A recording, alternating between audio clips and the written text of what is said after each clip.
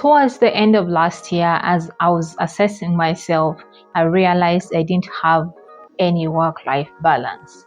And so one of my main goals this year has been to create a work-life balance, which got me thinking about the wheel of life.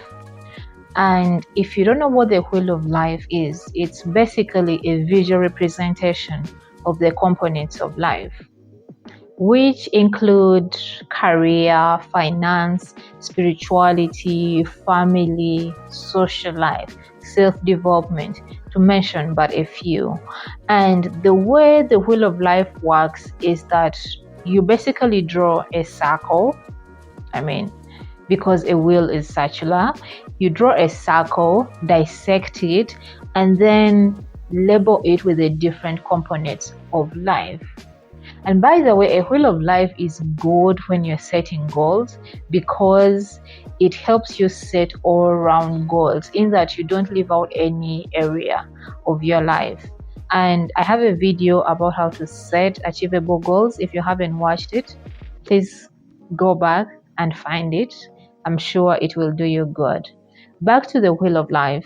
So after drawing the circle and labeling it with the different components of life, you're supposed to assess yourself and give yourself an honest score.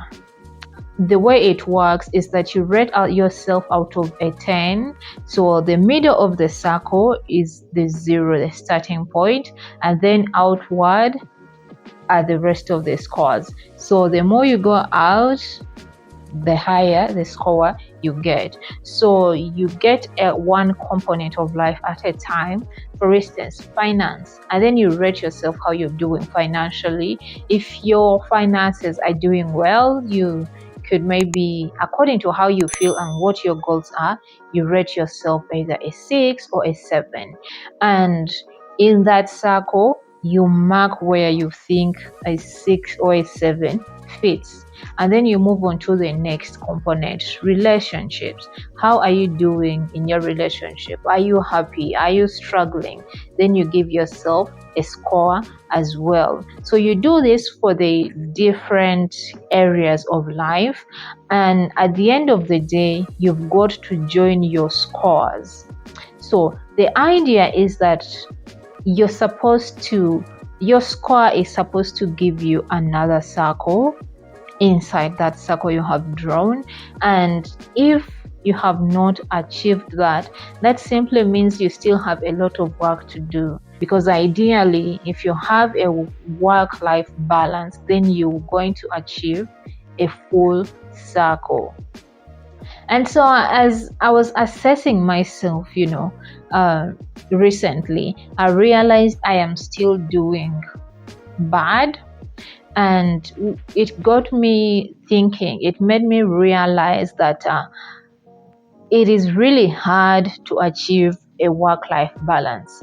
I'm not saying it's impossible, but I think it is really hard, because according to my self-assessment, I realized that if I am giving one component my all, like 100%, I am sacrificing another or two or even more.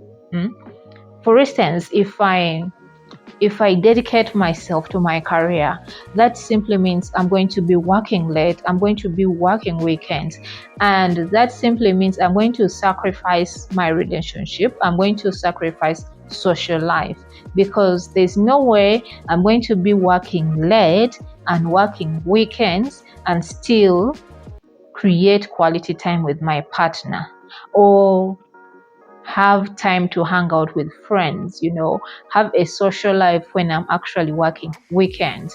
If I work on my relationship and my health, I'm taking away from my spirituality, and my career. Because if I am spending a lot of quality time with my partner, that simply means I might spend less time praying or reading the Bible.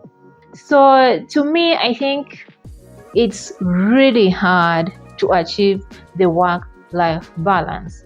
But In case you have achieved the work-life balance, can you share with me in the comment section below? I would like to learn from you. How have you achieved the work-life balance? Because honestly, I am still struggling to achieve that.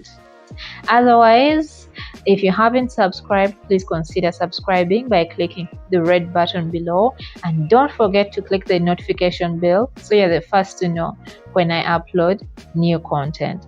And I'll see you in the next one. Ciao.